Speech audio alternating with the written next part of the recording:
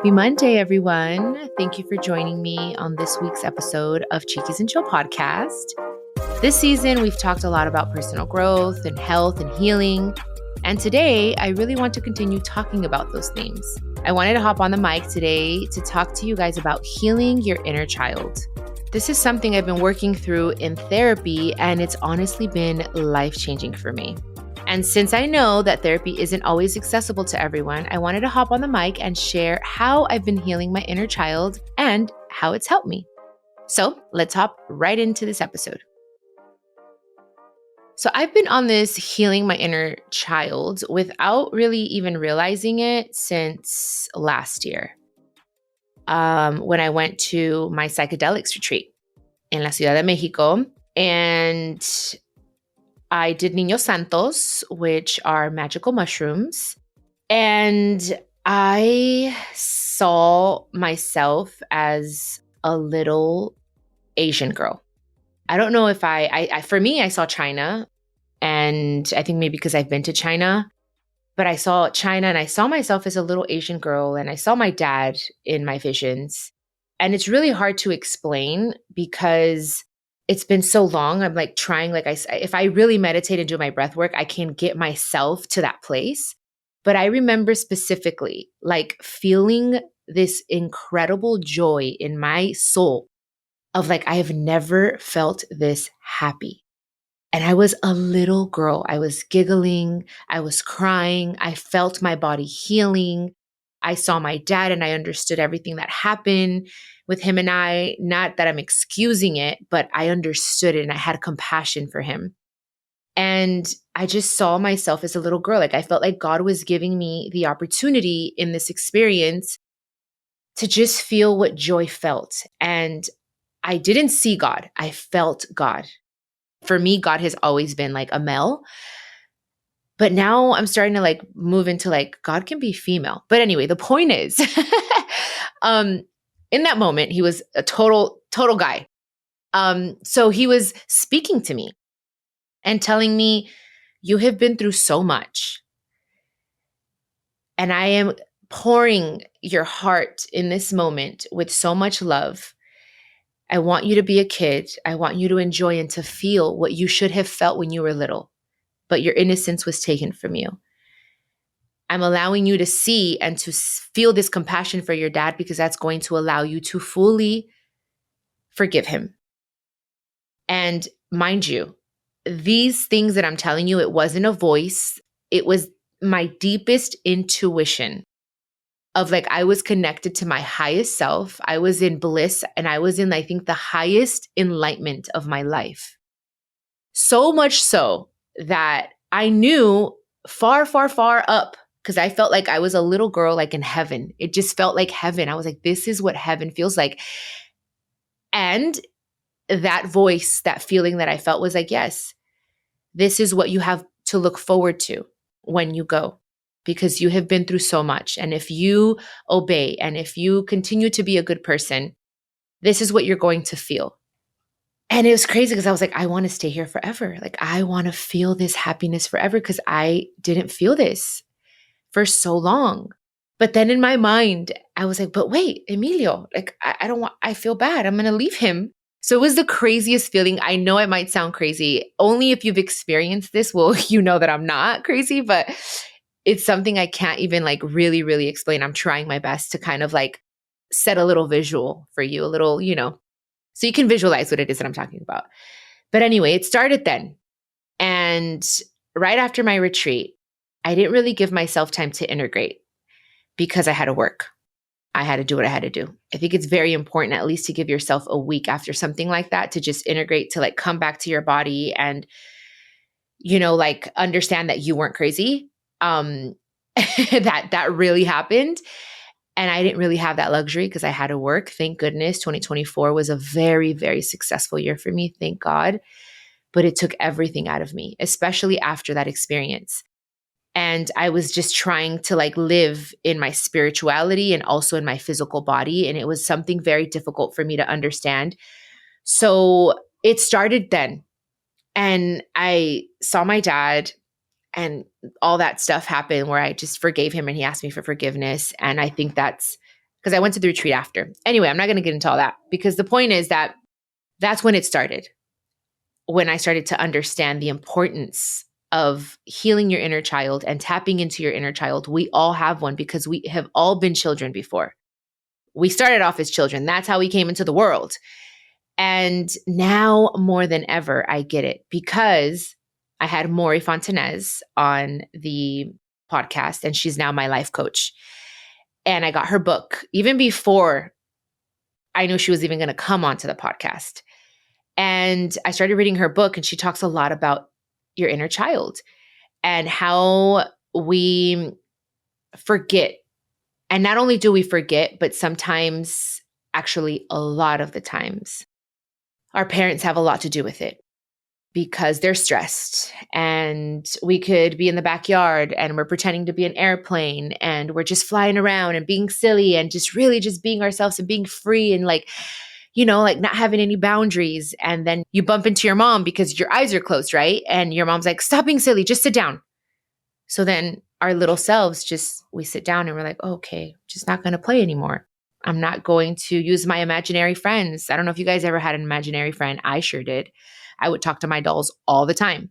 And that was when I was younger. I remember doing that when I was like 6 or 7. Mind you, when I turned 8 years old was when I first remember my dad sexually abusing me.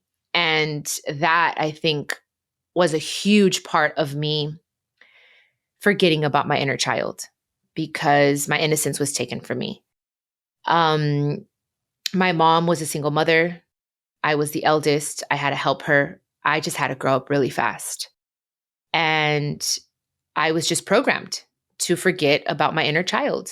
And I stopped playing and talking to my dolls.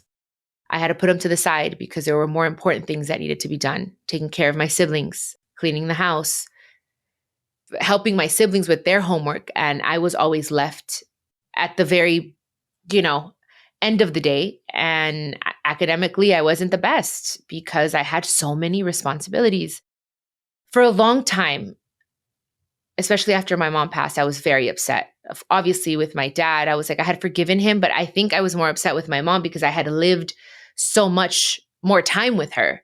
When my dad left my life, I was 12 years old. So I didn't really have a lot besides the fact that he sexually abused me.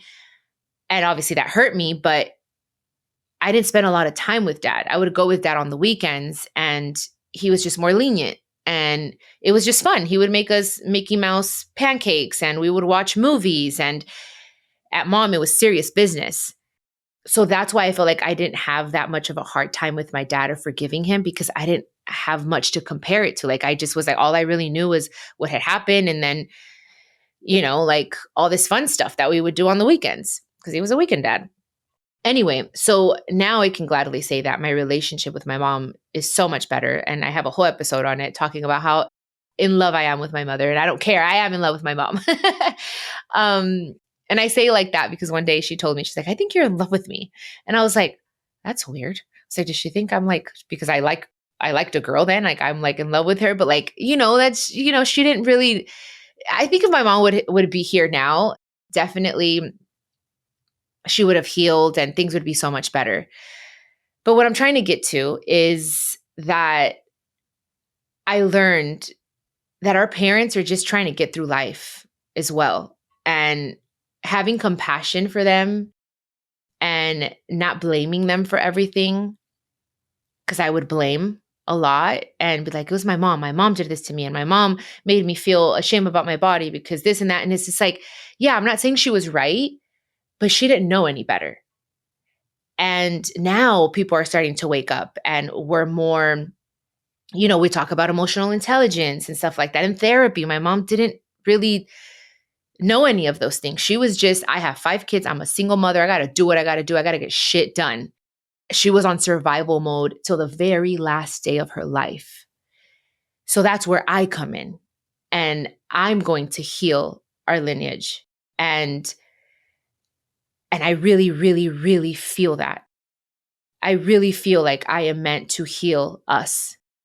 And as I'm healing myself, I'm also going to heal my future children or my future child, my mother, her legacy. And that's why I wanted to talk about this, because I was one of those people that I was just like, I'm just going to blame my parents for everything. And although, yes, they played a huge part, if not the biggest role in us forgetting our inner child and how to tap into our inner child, we have to have understanding and compassion for them and understand, especially every situation is different. I didn't have the luxury of having a mother that was present because she had to work, because our dads weren't financially responsible.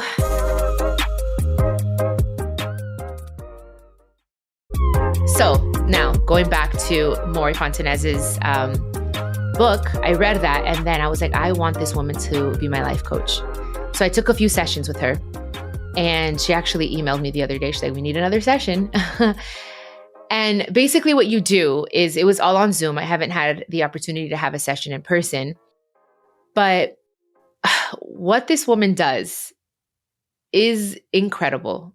It inspired me so much to really tap into not only my inner child, but really trust my intuition. And we talk a lot about intuition here because I call it the voice of God. That's God speaking to me. God lives in me as me. That's my intuition. That feeling that you're like, okay, this isn't right, but we ignore it. And then we're later like, damn, I wish I would have listened to that. That's our intuition. When we practice meditation and prayer and we take time in the morning to just really tap into our higher self, our intuition is louder and louder. It gets louder and louder. Now everything is making sense. That's all I can tell you guys, is like, now everything is making sense. And the more you get into this journey of healing, of really wanting to understand what life is about, you're going to know what I'm talking about. So when I took my first session with her, I don't remember exactly what I was going through. I want to say it had to do something with my relationship. And, actually, it had to do with abandonment. Because I was afraid to tell Emilio something that I wanted to do. And I didn't want to cause him anxiety, because I was going to go somewhere by myself. And I was like, I don't even know how to bring it up. It's not anything bad. It's just, I'm like, why do I feel afraid to tell him? And so she's like, okay, let's go back. Where did this start? And so she took me back. We did breath work, and she made me close my eyes, and she made me tap into my inner child. And we went to this place, me as an adult, and met my inner child. And we discovered where this whole thing happened. Not only am I afraid to speak up, but I'm afraid of abandonment, or was afraid of abandonment, because girl, a bitch is healing. Okay. So anyway, she took me there. Dude, it was a journey. Like, and I'm talking about, I was really there because I was like, I'm going to do this. Like, I really believe this. I believe in her. I believe in her work. And that's what it takes. You need to believe. If you don't believe and you're like, this is a bunch of BS, it's not going to happen. Like, it's just not. You're not going to be able to tap in. So I completely leaned in. I surrendered. I did exactly what she told me. I saw myself as a little girl under a tree, sitting there playing with the little doll. And here comes Big Janae. And I said, like, hey, can I sit down with you? And I sat down with little Janae, and we just started talking. And we talked about all kinds of things. And that's where it came up, where I was afraid to speak my mind because of what was happening to me as a child. And I was afraid of ruining everything around me, because if I told mom that I was being sexually abused, dad was going to go to jail or dead, because my mom probably would have killed him. Then mom's gone. And I thought about all these things in my little 8-year-old mind. So I stayed quiet for years. I didn't even talk about it or say anything. I wasn't the first one to bring it up. Someone else had to say it for me in order for me to tell my truth. Imagine thinking all of these things at that age, thinking about my siblings, about our household. It was just so much. So I learned to internalize my pain. I internalized it so much because I was afraid of abandonment. I was afraid of everyone leaving me. So that's where it all came from. And that's where we started to heal that. And I started to understand my inner child. Like, I'm like, oh my goodness, it all comes back to our inner child. Anything you're feeling, insecurities, anything, literally anything. You just have to, like, she's taught me to put my hand over my heart and talk to that little girl and say, what is it that you need right now? What do you want to do? Do you want to just lay down today? Do you want to have cake? Do you want to watch a movie, a Disney movie? Do you want to go to Disneyland? And you ask yourself, like, what is it that you're feeling? And you just really tap in with yourself and be like, where is this feeling coming from? And if you really dig deep, you will get an answer. And it's so crazy, guys, because I've always heard about inner child, but it's like we can all tap into our inner child. And not only is it important to tap into our inner child to understand why and how we became this human, this adult, and why we act certain ways, but also it is so imperative, guys, in order to function in this world, to do things that bring joy, that child joy. We have to. Like, that's the only way I think to survive, especially now in this world, at least for me. Like now I'm like, oh no, I need to make time for myself in a different way because I talk about self-love and self-care. Now it's like my inner child is top priority. And Emilio is really, he wakes up happy and joyful and everything all the time. And I usually wake up like, shit, I have so much to do. And I'm like, I'm so rigid sometimes because I love feeling accomplished. I love checking things off. I thrive off of that. Big Janae, older Janae, adult Janae loves checking shit off of her to-do list. I thrive. And that's where it was causing a little bit of an imbalance between Emilio and I, because he's just, hey, he's into Pokemon and he likes video games and he really taps into his inner child. And I'm not going to lie, that kind of annoyed me before. Now I'm like, hell yeah, dude, do what you got to do. Buy all the Pokemon stuff. I bought him even Pokemon Crocs. Like, I'm like, that's freaking amazing. And you know what I did? I bought myself a Cabbage Patch doll. Actually, I didn't buy it myself. Emilio bought it for me. Because I was like, what made me happy? I sat down, I was like, what made me happy when I was little? I was like, I used to talk to my dolls, to my Cabbage Patch dolls. And I said, babe, can you find me one? Because he's been on eBay a lot, buying a bunch of Pokemon stuff. And I was like, I really want a Cabbage Patch doll. And he bought me one. And it's from my year, 1985. I know, 1985. And he bought it for me and I just got it. I just got it a few days ago. And it made me really happy. And I just look at it. I haven't even taken it out of the box because he's like, don't take it out of the box. Like maybe we can keep it for our baby girl. But I look at it, just by looking at it, I smile and I'm like, oh, I'm healing my inner child. Like I have to remember those things that make me happy because the world gets heavy, guys. The world is a lot of stuff that we can't control. And I'm an empath. And sometimes I'm like, damn, I wish I didn't care, but I do care. And you know what? I need to just appreciate that because there are people that don't give a crap about anyone else but themselves. That is not me. Today, I woke up with like a heavy heart because just reading so many things that are happening in the world that I'm like, how can I help? And I wish that I was able to help more. And I see billionaires. And I love that Billie Eilish just said this in one of her speeches where she's like, hey, like there's billionaires in this room. I really hope that you guys share some of your money to help the world because she was donating $11 million, which is a crazy amount of money. But she's like, I'm not a billionaire, but you guys are. So you guys should share your billions. Like that would be me. If I was a billionaire, y'all, like you have no idea. Maybe God will make me a billionaire and we're going to help the world.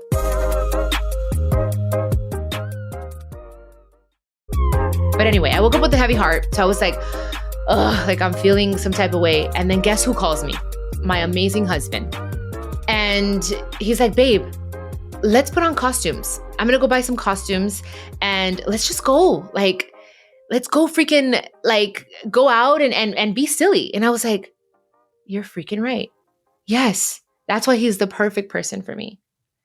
Like he is just, I could cry. Cause I'm like, he reminds me of like not forgetting cause he loves Disney. He loves anything that has to do with like us just being kids. And I think that's why like he came into my life so that I don't forget that and to tap into my inner child more. And I was so hard on myself because I'm like, why is it so hard? But because I was taught to be a grown-up since I was little. I had no other choice. Like I had to do and get things done.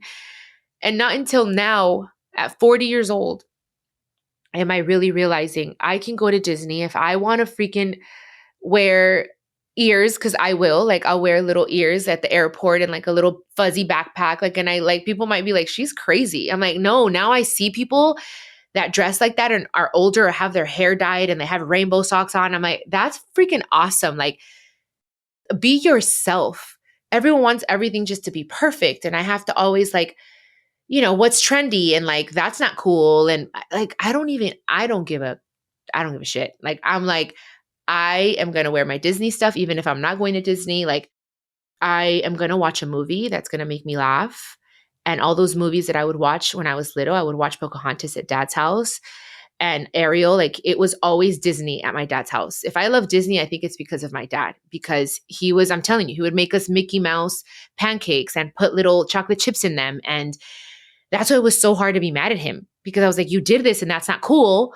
But like, then he would turn around and like, we would have so much fun. Like, he would take us to the moon, guys. I remember we would listen to music and cross a bridge in Long Beach. And he's like, all right, guys, we're going to the moon, sing. And the more you sing, we're going to get there. And I really thought I was going to the moon. And I remembered all of these things. And I'm like, oh my gosh, like, he took my innocence, but also I was a child with him. Like, I was able to be a child, because at mom's house, I had to do things. I had a lot of responsibilities. So it was just so confusing. It was such a mind F. But now doing my work with Maury and really understanding my inner child, like, now I get it. And I think that's why when I did the psychedelics, he was so present, because I didn't see my mom other than like butterflies, but I didn't feel her. I felt my dad's presence a lot. And I was like really understanding a lot of things. And I think it's because he helped me tap in or stay as a child. And it sounds weird because, again, at night, it was a different story. So anyway, all this to say that it is absolutely imperative, guys. Doesn't matter how old you are. It doesn't matter how silly it is. If people are going to laugh at you, if you are happy, if it makes you happy to buy Pokemon cards and unpack them or open them, unpackage them, or, Emilio's all into that right now. I love it. I look at him and I'm like, oh, he's so happy. And that's freaking awesome. And it used to irritate me because I'm like, babe, like, why are you playing video games? But then I'm like, who cares, dude? If you want to play a video game for an hour, cool. Like, he still gets shit done. Now I'm like, I want a video game. I want a Cabbage Patch doll. Like, I am like going back to all the things that made me happy. So I just want to inspire you guys and encourage you to think of those things that you weren't able to do after a while, or you never were able to do or experience as a child, or things you forgot because we become adults and all we got to do is just the bills, and you got to pay the bills and you got to go to work. And there's just so much to do. Like, you need to find time. That's part of self-care for sure, is going to Disney if you're able to, or just watching a movie that reminds you of your childhood. Like, I used to watch Matilda. I loved Matilda. What is the other one I used to dress up as for Halloween? Pippi Longstocking. I love that cartoon. I love Popeye. All those things that I'm like, oh my gosh, I forgot about all that. And it's so important, guys. And also tapping into your inner child and listening to her, listening to him, and asking that little person inside of you that's still there, what's going on? What do you need? What are you missing? What would make you happy today? It is so powerful, guys. Just try it. Like, I always hug little Janae. Ever since my psychedelic retreat, I will literally go like this. I will hug myself around my shoulders, and I just like, it's okay, Janae, you're going to be fine. And I cry. I let myself cry. Before I was like, no, I'm a badass bitch. Like, I don't need to cry. I'm strong. I got this. That is so bad. That is the hustle mentality, guys, that just takes us further and further and further from our inner child. It is okay for men to cry. It is beautiful that men cry. Cry, ladies. Let it out like a baby. Hug yourself.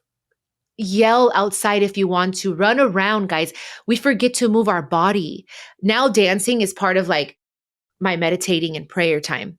I will just put on a song that I feel like makes me feel good or sexy. And I start moving my hips, I start moving my body. And I'm like, I need to move this energy inside of me. It's stagnant. Like, no, like move it around. Like that's playing. That's playing around. That's having fun. I'll go in barefoot outside. I've been spending so much time in my backyard, stepping on the grass, touching the grass, sitting on the grass, feeling the sun, taking those moments when I'm feeling overwhelmed to just go outside and do that. That is me healing my inner child. That is like what my inner child wants to do. My inner child does not want to pay the bills, the property taxes, doesn't want, like, no. I'm like, what is going to make me happy right now? I'm going to go sit my ass outside for 5 minutes and let the sun hit me and touch the grass and remember that everything's going to be okay. Everything's going to be okay. And that's childlike thinking. When you're a child, you're not thinking about bills. You're not thinking about what's going to go wrong. You get on that roller coaster because you're like, it's fun and I don't care. And you're not scared and you're just, heck yeah, everything's great.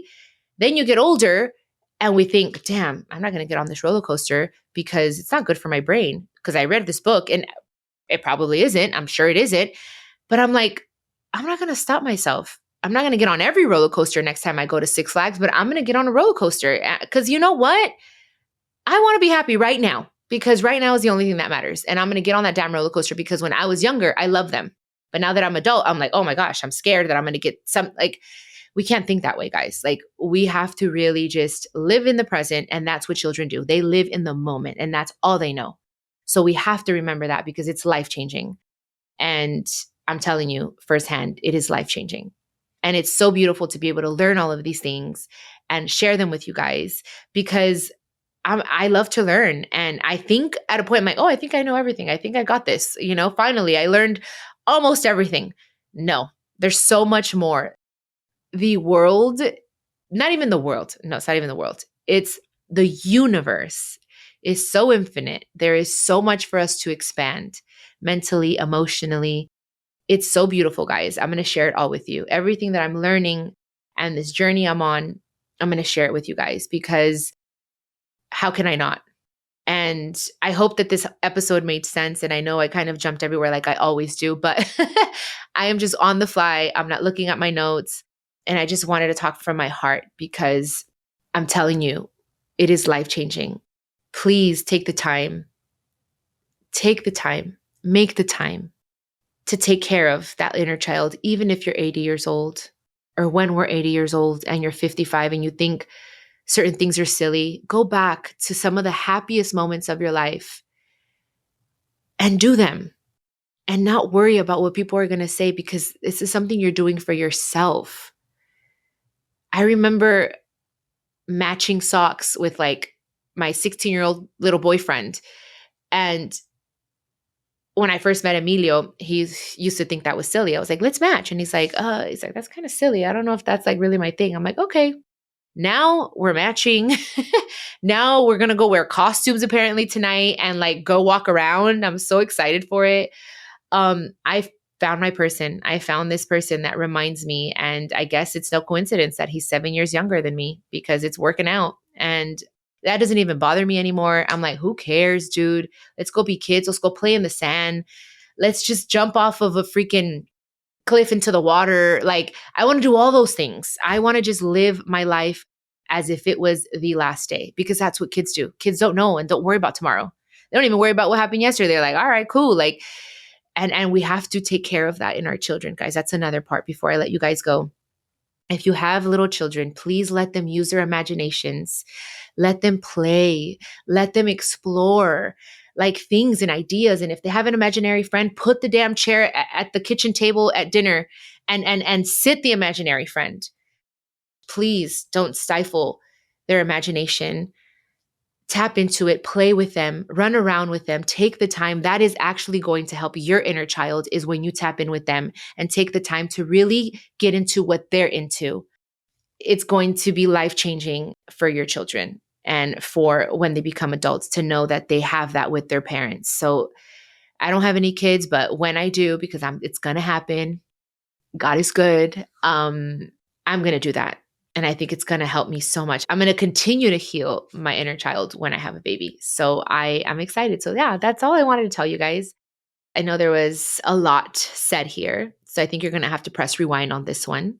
Come back to all the episodes. There's a lot of like Easter eggs and little nuggets that you can write down, and share this episode with someone that you think will need it, and it'll help them, because we can all benefit from tapping into our inner child and not letting the world and the pressures of the world and the opinions of others keep us from being our true selves, our truest essence.